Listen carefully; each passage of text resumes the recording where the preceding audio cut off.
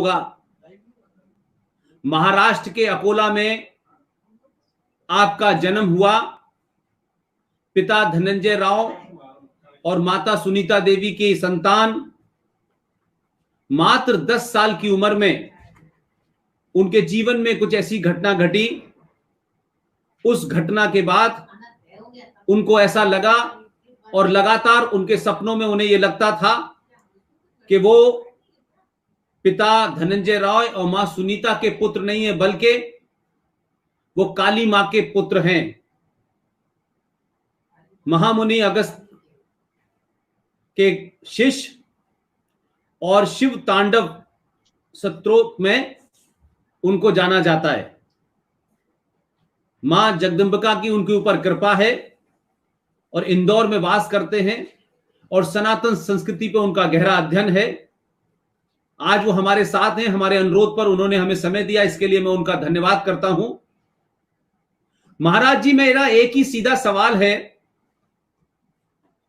कि आज जो परिस्थितियां हैं देश के सामने, हम तमाम सारे लोग देश में ये सब समझते हैं कि सारा काम देश के राजनीतिज्ञों को करना है, सत्ताओं को करना है, सरकारों को करना है।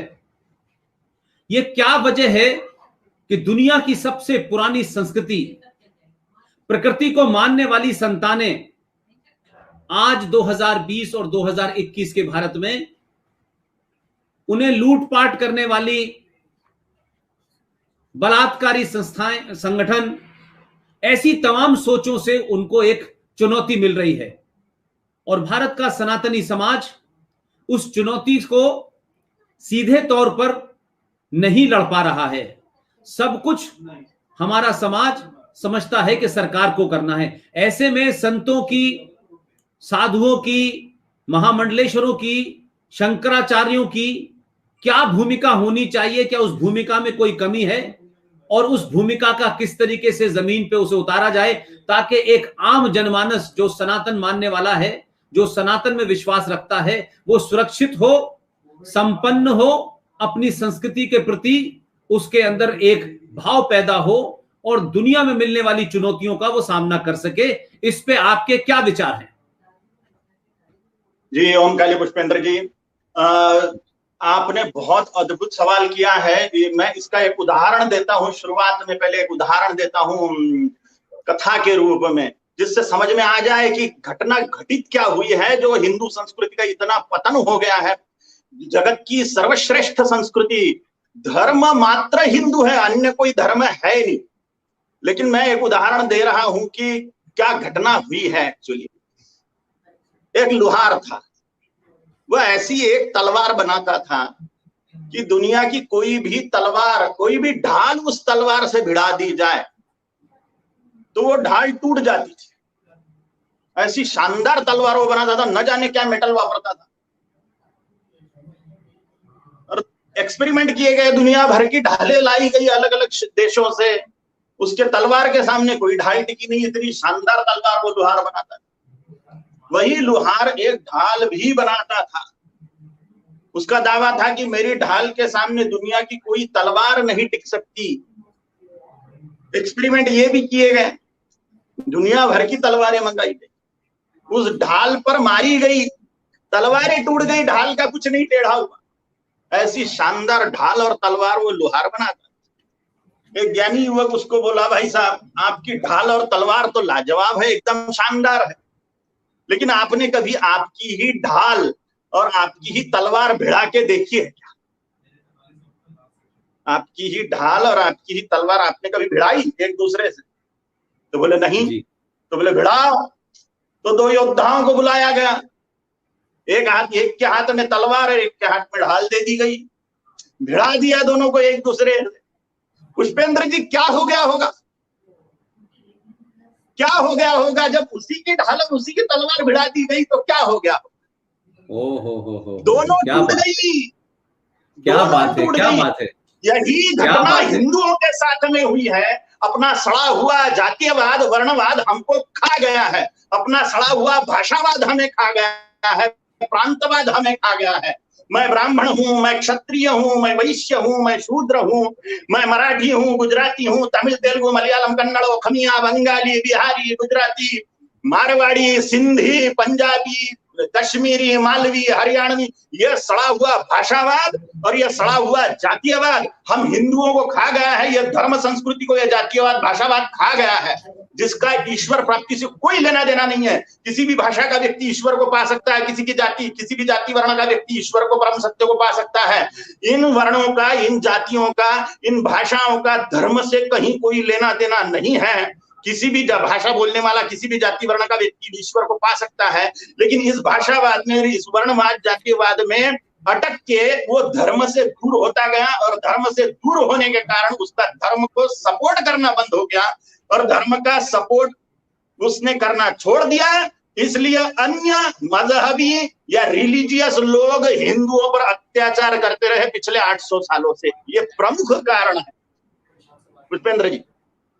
जी देखिए, एक बड़ा कंफ्यूजन ये भी हुआ है, जहां तक मेरी थोड़ी बहुत इस पे जानकारी है, कि हमारे यहां जो सामाजिक व्यवस्था थी उसको रंग दिया गया धर्म का, और ये कहा गया कि ये जाति जो है, ये तो जाति व्यवस्था है, ये कोई धार्मिक व्यवस्था थी, ये तो समाज चलाने की व्यवस्था थी। जैसे आज डॉक्टर है, डॉक्टर का काम करेगा, इंजीनियर का काम करेगा, जो कारपेंटर है वो कारपेंटर का काम करेगा, ये सामाजिक व्यवस्था थी। लेकिन इस तरीके से बताया गया कि ये तो हमारी यानी जो ब्राह्मण है वो क्योंकि ब्राह्मण कुल में पैदा हुआ है, ब्राह्मण मां से पैदा हुआ है, तो वो ब्राह्मण ही होगा। लेकिन जो कर्म प्रधान हमारा जो पूरा सोच थी, वो कर्म प्रधान ना होकर के जो पैदाइश से तय होने लगी। तो मैं ये मानता हूं कि सामाजिक व्यवस्था को किस तरीके से, एक तरीके से गलत परिभाषित करके उसे धर्म से जोड़ दिया गया, जिसके कारण आज हम लोग लगातार जाति के प्रति ज्यादा समझ, कहीं अपने आप को ज्यादा पास पाते हैं, और जो हमारा सनातन बड़ा रूप है उसको छोटा समझते हैं। आप क्या मानते हैं इसको? करेक्ट बात है। हमने भगवान की बात मानना छोड़ के रूढ़ी को ज्यादा श्रेष्ठता दे दी। एक देवंड भट्ट नाम का व्यक्ति था, उसने स्मृति चंद्रिका नाम का ग्रंथ लिख दिया और वो ग्रंथ बड़ा प्रसिद्ध हो गया। वो ग्रंथ को सारे बुद्धिजीवियों ने सर पे उठा लिया था उस समय में। उस ग्रंथ में ऐसा लिखा गया था कि भगवान ने जो कुछ आदेश करे हुए हैं वो अभी के समय में पालन नहीं हो सकते हम तुच्छ जीवों से। उसने दीनता या नम्रता दिखाने के लिए स्वयं को इतना तुच्छ दिखा दिया, अभी के समाज को इतना तुच्छ दिखा दिया कि भगवान के आदेश पालन करने के हम लायकी के नहीं है, ऐसा उसने घोषित कर दिया और मूर्ख लोगों ने उसको स्वीकार कर लिया। इसलिए रूढ़ी को शास्त्रत रूढ़िर बलिर्यसी, ये सिद्धांत लोगों ने अपना लिया कि शास्त्र से ज्यादा जो रूढ़ी है वो महत्व की है। ऐसे लोगों के दिमाग में घुसड़ बात घुस गई, इसके कारण शास्त्रों की बात गौण हो गई और जो परंपरा रूढ़ी चल रही है उस पे ही बोलबाला हो गया। ये बहुत बड़ी दुर्घटना हुई है हिंदुओं के साथ में। अब भगवान क्या कह रहे हैं गीता में? हम सर्वमान्य ग्रंथ जो है वो भगवत गीता को मानते हैं कि वेद उपनिषदों का सार भगवत गीता है, और बहुत सारे लोग बोलते हैं इसको राष्ट्रीय ग्रंथ भी घोषित कर दिया जाए तो ठीक ही है, अच्छी ही बात है। अब जो शैव है, वैष्णव है, शाक्त है और गाणपत्य और शौर्य, ये 5 साधना पंथ है हिंदुओं के प्रमुख, सनातनियों के प्रमुख। शिव को मानने वाले शैव, विष्णु को मानने वाले वैष्णव, देवी को मानने वाले शाक्त, गणपति को मानने वाले गाणपत्य और निराकार मानने वाले अथवा सूर्य की उपासना करने वाले शौर्य। इसमें प्रधान 3 है, शैव, वैष्णव और शाक्त। ये सब लोग बोले, ये इनमें से शाक्त और शैव बोल सकते हैं कि भगवत गीता तो वैष्णवों का ग्रंथ है, लेकिन सभी धर्माचार्य इसका ऐसा व्याख्यान करते हैं कि भगवान श्री कृष्ण की जगह अपने इष्ट देवी देवताओं को रखे और भगवान अर्जुन योद्धा अर्जुन की जगह खुद को रखे। तो भगवान हमें स्वयं उपदेश कर रहे हैं, ऐसा भाव होके भगवत गीता दिमाग में उतरेगी। उसमें स्पष्ट रूप से कहा है, चारों वर्णों के मामले में, जातिवाद के मामले में नहीं, वर्णों के मामले में, कि चातुर्वर्ण्यम मया सृष्टम गुणकर्म विभागशः तस्य कर्तारमपि मां विद्य कर्तारमव्ययम्। चारों वर्णों की रचना मैंने गुण और कर्मों से की है, जन्म से नहीं। जन्म से कोई ब्राह्मण क्षत्रिय वैश्य शूद्र नहीं होता, वो कर्म से होता है, गुणों से होता है। और ये बात हम भूल गए और जन्म से ब्राह्मण क्षत्रिय वैश्य शूद्र मानते बैठे और अपनी अपनी वर्णों का बोलबाला दिखाने के लिए धर्म से दूर होते गए। ये बहुत बड़ा दुर्घटना हमारे साथ में घटित हुई है। भगवान स्वयं बोल रहे हैं कि वर्ण जो है ब्राह्मण क्षत्रिय वैश्य शूद्र, ये कर्म से होते हैं, गुणों से होते हैं, जन्म से नहीं होते। जी पुष्पेंद्र जी, आपने जो बात बोली उसी का मैंने शास्त्रीय उदाहरण दिया। जी जी जी जी जी, बहुत बढ़िया। लेकिन मैंने अभी आपने जब बात कही तो मुझे अपनी एक याद है, क्योंकि वो जज साहब जीवित हैं मेरे, मैं उनके हमेशा चरण छूता हूं और बुजुर्ग हैं।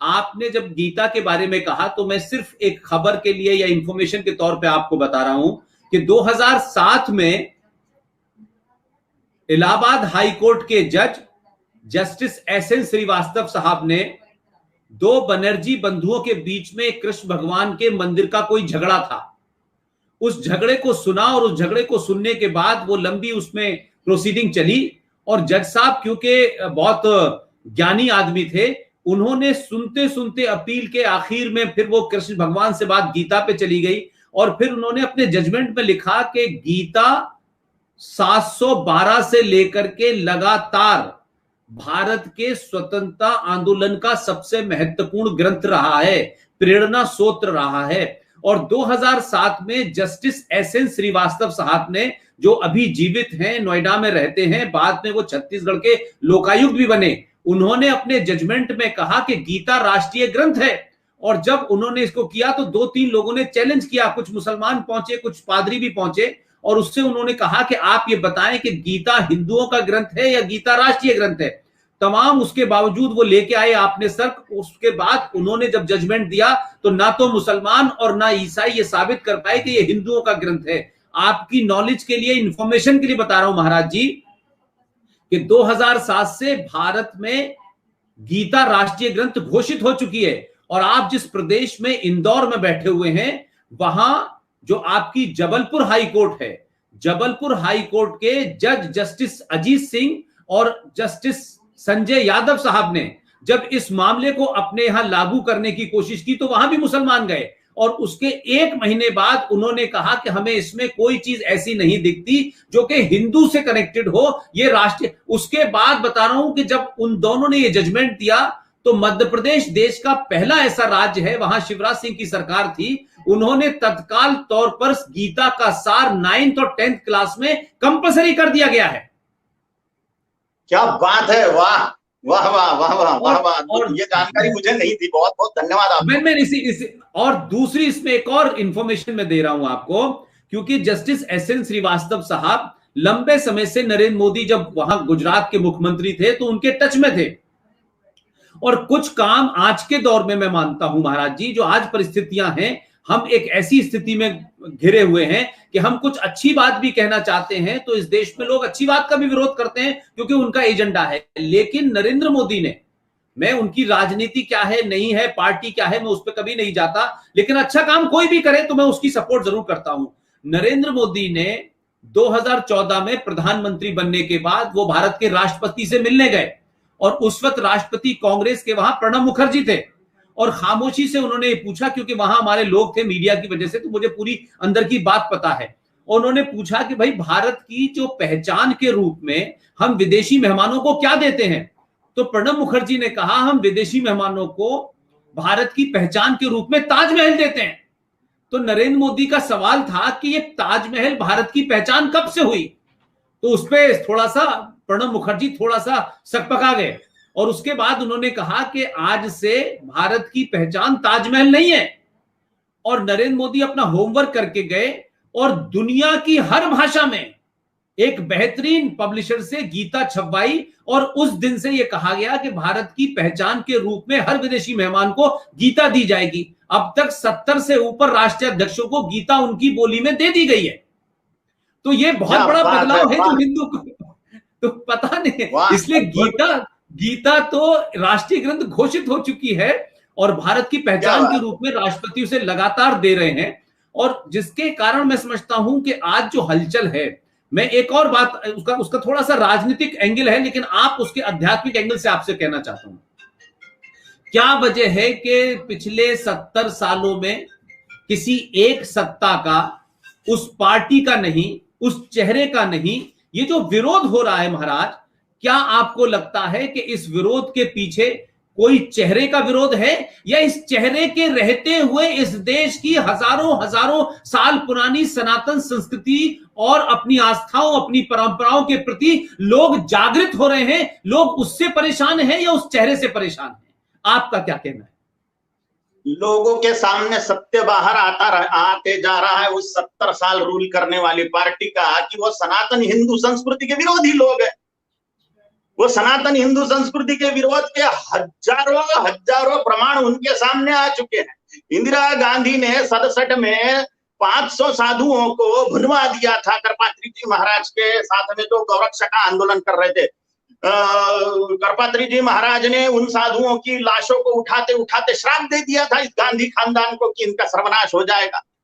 तो ये बातें तब तो बाहर नहीं आई, लेकिन अब धीरे धीरे सब बातें स्पष्ट रूप से बाहर आते जा रही है, और उसके कारण भयंकर रोष हिंदुओं के हृदय में उत्पन्न हो गया है कि ये लोग तो पक्के पक्के धर्म विरोधी है, ये मुस्लिम परस्त लोग हैं, ये मुसलमानों का सबसे ज्यादा सपोर्ट करने वाले लोग हैं। और कर रहे हैं तो ठीक है, मुसलमानों का सपोर्ट कर रहे हैं तो कर रहे हैं, लेकिन हिंदुओं का विरोध भी कर रहे हैं बिना बोले, हिंदुओं का खच्चीकरण कर रहे हैं बिना बोले। बोलते नहीं है कि हम हिंदुओं के विरोध में हैं, लेकिन करते हिंदू विरोधी कार्य, इसमें कोई संशय नहीं है। मदरसों में कुरान पढ़ाने की मनाही नहीं है, मिशनरीज के स्कूलों में बाइबल पढ़ाने की मनाही नहीं है, लेकिन हिंदू स्कूलों में भगवत गीता अभी भी 100% लागू हो गई है क्या? अभी 1-2 विषय लागू हो रहे हैं, लेकिन कांग्रेसी शासन में लागू हो गई थी क्या? बिल्कुल नहीं। उसमें तो एक धारा लगा दी थी संविधान में कि हिंदुओं की स्कूलों में या हिंदू बहुल स्कूलों में आप वेद उपनिषद नहीं पढ़ा सकते। तो इनका स्पष्ट एजेंडे तो सब लोगों के सामने आते ही जा रहे हैं, इसलिए कांग्रेस नष्ट होने की कगार पे आ गई है, क्योंकि हिंदू जागरूक हो रहा है। हिंदू सड़े हुए जातीयवाद में से बाहर आते जा रहा है, हिंदू सड़े हुए भाषावाद को त्याग रहा है, जातीयवाद को त्याग रहा है। पहले शिवाजी महाराज को सिर्फ मराठों का राजा, मराठों का राजा, मराठों का राजा बोला जाता था। अब शिवाजी महाराज को हिंदुओं का राजा, हिंदुओं का राजा, हिंदुओं का राजा बोले जाने लगा है। पहले 10 गुरुओं को, सिखों के जो 10 गुरु माने जा रहे हैं, गुरु नानक देव जी महाराज से लेके गुरु गोविंद सिंह जी महाराज तक के। हेलो जी, अब आ रही आवाज आप जी। सिखों के जो 10 गुरु हैं, गुरु आ रही है? अब आ रही, बोलिए। गुरु नानक देव जी महाराज से लेकर गुरु गोविंद सिंह जी महाराज तक के जितने भी 10 गुरु थे, वो पहले सिखों के गुरु माने जाते थे सिर्फ। अब सब हिंदू लोग उनका सम्मान करते हैं। सभी के सभी रियलिटी बाहर आ रही है कि शिवाजी महाराज पूरे हिंदुओं के गुरु हैं। 10 गुरु, सिखों के जो 10 गुरु माने जाते हैं वो सभी हिंदुओं के भी हैं। तो ये पूरे रहस्य बाहर आते जा रहे हैं, इसलिए हिंदू जागृत हो रहा है। इसमें सोशल मीडिया का बहुत बड़ा रोल है। जी पुष्पेंद्र जी, मैं ये और पूछना चाहता हूं आपसे कि आज आप जो सबसे महत्वपूर्ण बात है जिसको लेके अक्सर बीच बीच में बातें भी उठती हैं, मैं थोड़ा सा, क्योंकि आप जानते हैं कि मेरी बैकग्राउंड जो है वो बहुत, ना मैं हिंदू बहुल इलाके में पैदा हुआ, ना मैंने मंदिर गया। आप सब जानते हैं मैं कहां पैदा हुआ, और मैंने कुरान शरीफ वगैरह ज्यादा पढ़ा, मैंने गीता पढ़ी, ना रामायण देखी, यानी मैंने कोई भजन तक नहीं आज तक सुना था उस जमाने में जहां मैं पैदा हुआ, अलीगढ़ मुस्लिम विश्वविद्यालय में। तो लेकिन अब जब मैं बहुत सारी चीजें देखता हूं तो मुझे लगता है कि एक मेरा ये भी मानना है कि हमारे दुश्मन जो थे, जिन्होंने हमारी संस्कृति को नष्ट किया, हमारी आस्थाओं को नष्ट किया, लेकिन कभी कभी मुझे लगता है कि हम भी कुछ खुद कम जिम्मेदार नहीं है इस काम के लिए। हमारे यहां भी, जैसे मैं देखता हूं कि अब नए नए लोग आते हैं, वो कथावाचक में सुनता हूं उनको, भाई ये कथावाचक हैं, कोई कहता है हम व्यासपीठ से आए हैं। अब व्यासपीठ की जो मान्यता है, जो उसका स्थान है, अब वहां बैठ करके लोग जब कथा वाचन करते हैं तो वो कथा करें, उनको हिंदू महिलाएं, हिंदू पुरुष, हिंदू बच्चे कथा सुनने आए हैं। उनसे सेकुलरिज्म की दुकान चलाने के लिए अली अली, मौला अली और अल्लाह अल्लाह, ये जो है ना सबसे ज्यादा भ्रमित करता है। और मुझे इसलिए कि हम वैसे ही पहले से इतने सालों से भ्रमित हैं। अब हमारे संतों के रूप में, महंतों के रूप में, शंकराचार्यों के रूप में जिन वस्त्रों की सम्मान, जिन वस्त्रों को लेकर के हमारे मन में एक आस्था है कि यहां से जो शब्द निकलेगा वो सनातन के लिए, हिंदुत्व के लिए एक नजीर पेश करेगा, लेकिन वहां जब लोग मौला मौला करते हैं तो क्या आपको नहीं लगता है कि हमारे साधु संतों को भी, हमारे ऋषि मुनियों को भी, हमारे उन लोगों को जो काम उनको करना था वो छोड़ करके वो सारे काम कर रहे हैं? क्या आपको ऐसा नहीं लगता? बिल्कुल बिल्कुल सत्य है। आप कथाओं का स्तर देखिए, उसमें हमें क्या करना है ये नहीं सिखाया जाता है। ये नहीं, कथाओं, भागवत कथा को देखो या अन्य कथाओं को देखो, आपने हमें क्या करना चाहिए ये नहीं सिखाया जा रहा है। वही पीसे हुओं को पीसे जा रहा है। पहले दिन भगवान का जन्म हो गया, दूसरे दिन रुक्मिणी विवाह हो गया, तीसरे दिन इसका वध हो गया, चौथे दिन सुदामा की कथा हो गई, पांचवें दिन गोपाल काला हो गया और छठे दिन भोजन करके निपटारा कर दो। तो यही पीसे हुए को पीस रहे हैं, नया कुछ नहीं बताया जा।